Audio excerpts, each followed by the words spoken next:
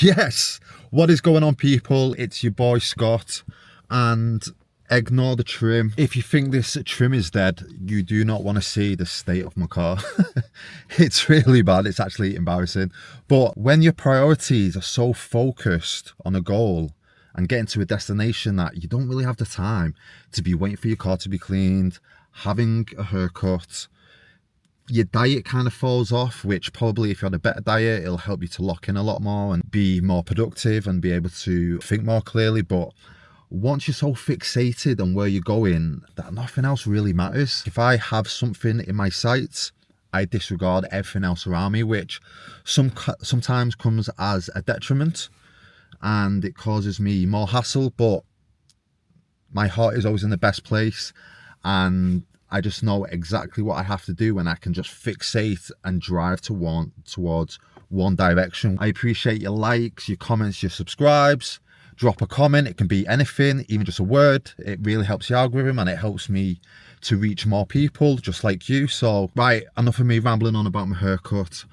Enough of me telling you boring stories that you literally don't care about. It's another day in paradise. As you can probably see, it's extremely grey. You can probably hear the rain, but it's an exciting one today. I am currently on the way. Well, I'm going to be setting off to meet a new one-to-one client where we're going to be doing an in-person deep dive.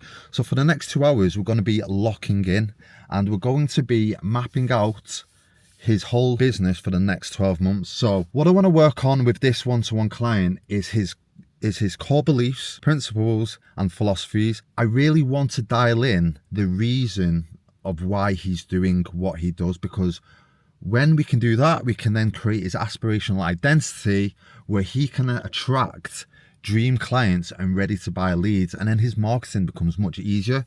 But to do all of this, we're going to be mapping out his access offer. So in simple terms, an access offer is where you have one offer, but you can sell multiple levels of access to you. Some people pay the most, some people pay the least, but what they pay will be the level of access they have to you.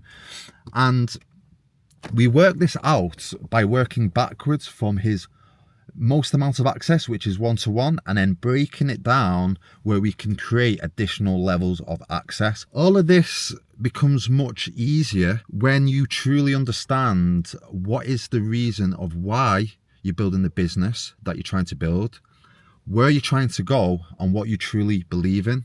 And once we have that, then we can map out his vision for the next 12 months. It's going to be a pretty intense 2 hours. When you're working out what is your core beliefs, principles and philosophies, it demands a level of introspection. So it's going to be questions that he can't answer whilst I'm there. But to truly work out your beliefs, your principles, your philosophies about why you do what you do, it can be relatively simple to do, but it demands a level of deep introspection where you have to set the intention to maybe journal, ask yourself some deep questions.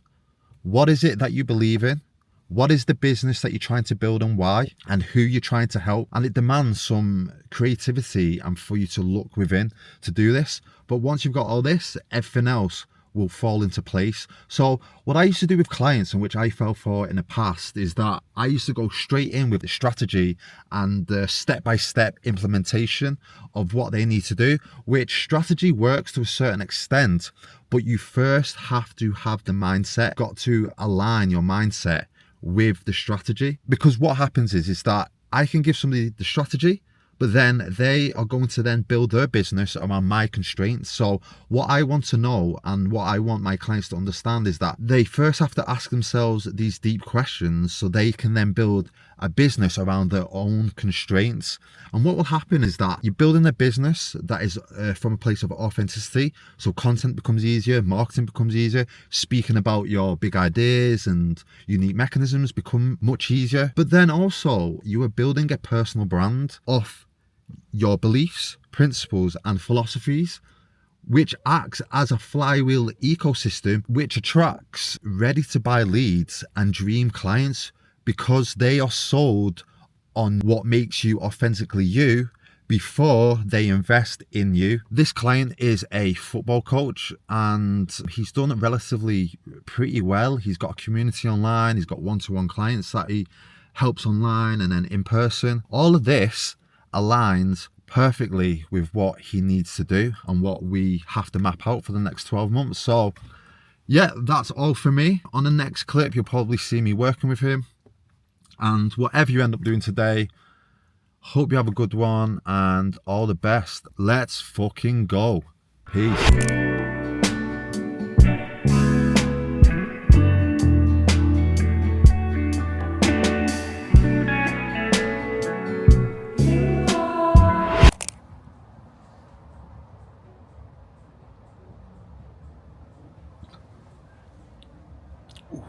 Lovely drop. So I am currently at Dakota and I'm waiting for my boy Louis. We're gonna have a nice little cigar, nice catch up, talk about life, talk about business, talk about what's the next move in the creative economy. This week I have hardly picked up my camera.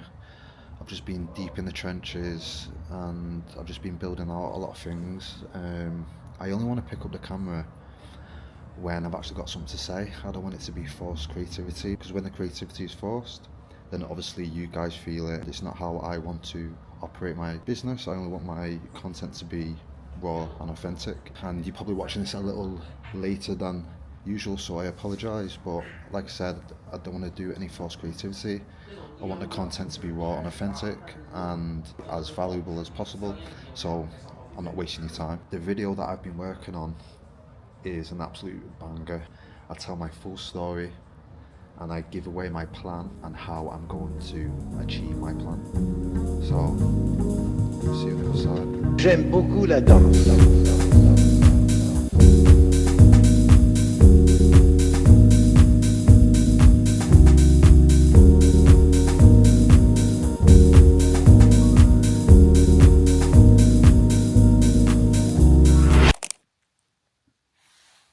Hello, baby. Hopefully you can hear me and it's not too loud in here, but I'm just basically in the gym just getting a leg session in. So this is what is important about getting clear on your constraints, because you have to build the business that you want to build around the constraints and how you want to build that business.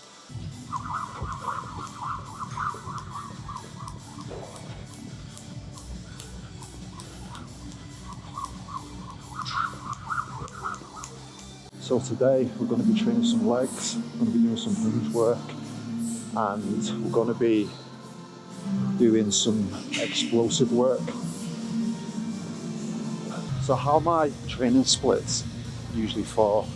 So how I usually do my training splits is that I do push-pull legs, push-pull legs. In between I do like quite a lot of like combat stuff, some kickboxing, sparring, and stuff like that. So now that I've stopped vaping, I just need to get my diet in check now, because my diet is absolutely cooked.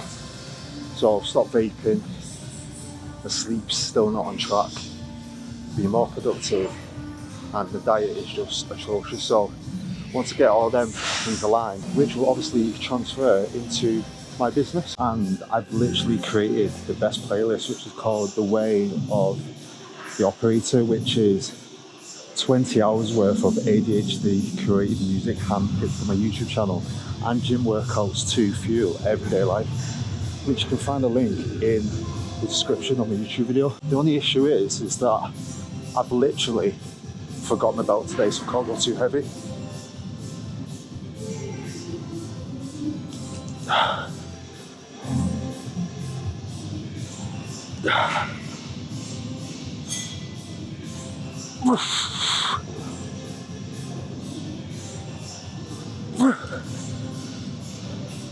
So a lot of the training that I do, it's all transferable skill stuff. So it's mostly functional fitness, like strength and conditioning.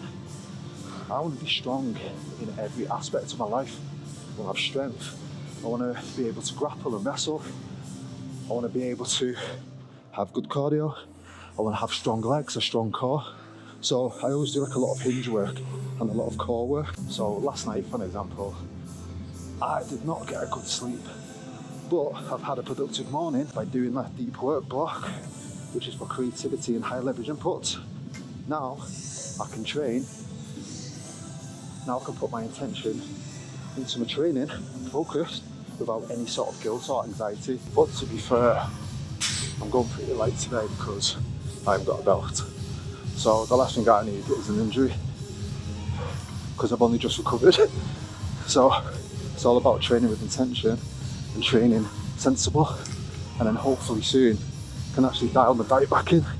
But I've stopped vaping, which is good. Yeah, so I've stopped vaping, which is good. As you can see, that I'm still out of breath, but it's because I only take short rests in between sets. I found that when I let my heart rate drop, that's when I obviously get more fatigue, and it's really hard for me to keep the intensity. So what I try to do is try to keep my heart rate super high and just keep pushing until I fully tire myself out. And this is probably like an ADHD autistic thing that I do, but I can't really sit there and rest in between sets. It's a lot easier for me to rest now because I'm speaking to you guys, but usually it might be between 30 seconds to a minute that I'll rest, then I'll get straight into another set. So yeah, this is one of my favourite moves in the gym. Front squat. This is so good for explosiveness and core strength. And also, I usually do this barefooted, but I've snapped the toe, and I've snapped my right toe because when I was sparring with someone, I hit their elbow, not once, not twice, but 3 times. And my toe is all bruised and fucked, and my ankle's fucked as well. So I'm having to do shoes on.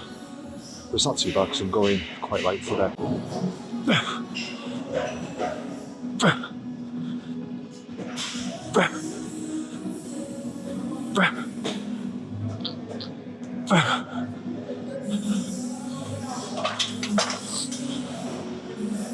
Oh my god, I am feeling that today. That feels a lot heavier than it usually does, but it's probably due to obviously not having a good sleep because I always train fasted, so food isn't an issue, as in not eating right now isn't an issue because I'm used to that. But I am definitely feeling the fatigue. To be fair, I should have took a rest day today, or at least gone for like a 5k run or something to get myself back into the rhythm of running again, because I miss feeling like an athlete. There was a time where I actually got my resting heart rate down to 42, between 42 and 45, and that was just because I was doing sprints every day, running 10k runs, 5k runs, as well as training in a functional way. So I really want to get that back because last year I fell off hard, and you can actually see my story if you click the link, if you click the top link in the description of this video. Right, let's get one more in.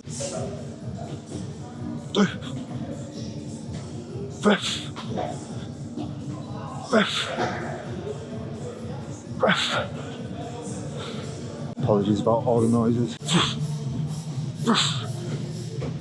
This is so good for obviously your legs, but your hinge and your core. And this is like a transferable move for wrestling, grappling, stuff like that. One of my favourite moves. I like to imagine that I'm suplexing someone. I've also realised that I brought the wrong ND filter for my camera. Hopefully you can still see it.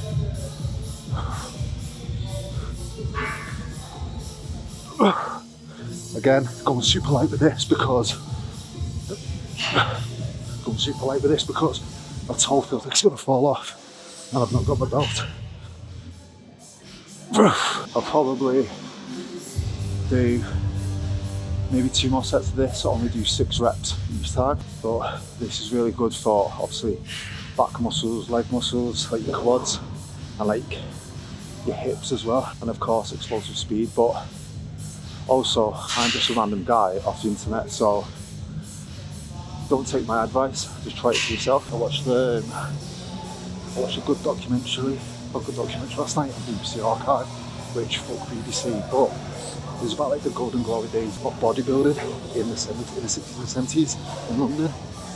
And you know, when they're like old steel type old iron steel type gyms, and a lot of stuff there was compounded movements like deadlifts, squats, hinge work, stuff for the core, and I just love it all because I want to be a functional athlete, and that's why I don't really like using machines to train. All I need is a set of kettlebells, a barbell, somewhere to do pull-ups, and I'm happy. But again, this is just down to my preference and what I enjoy. Some people love to train on cable machines. Some people love to actually train on like the plated machines. Me, I just love the minimal style of training where all you need is a barbell, obviously some plates, some kettlebells, and you're good to go. I need to really work on my my calves, but we'll get there one day. Just got to keep turning up. And small hinges swing big doors, so if I keep doing inputs daily, then obviously I get the rewards at the end of it. So I've just came out of the gym. Couldn't really record too much today because it was too busy, and I don't want to be that guy with my camera in the gym and people feel uncomfortable walking past. Plus the lighting's not really the best in there, especially because I brought the wrong ND filter, the wrong lens for my camera, so it just made everything a little bit darker. But if you couldn't hear me too well in there, basically what I was saying is that it's important to get clear on what your constraints are to build the business around the life that you want. So for an example, if you blindly follow people online, blindly follow mentors, and you build your business around their constraints to why they do something, what's going to happen is that you're going to feel inauthentic, you're going to become overwhelmed, and you're going to feel a little bit lost because you're not building your business around what you want. So some of the constraints of my business is that no phone calls whatsoever in the morning. So basically I wake up and then I do between 90 minutes to 2 hours of deep work, and that's high leverage inputs for stuff like creativity, client work and stuff like that. So when it comes to the early afternoon, then I can train without having to rush, without feeling guilty that I should be doing more work. Because supposedly when it comes to deep work, that the most optimal time to work is as soon as you open up your eyes. I used to be the complete opposite of this. I used to wake up as soon as I open my eyes, get to the gym and then train hard, then come back and try and work. But one thing I found is that I'm filling the front of my brain up with so much information before I even try to attempt my work, that when I do actually try and do some deep work, I obviously can't focus.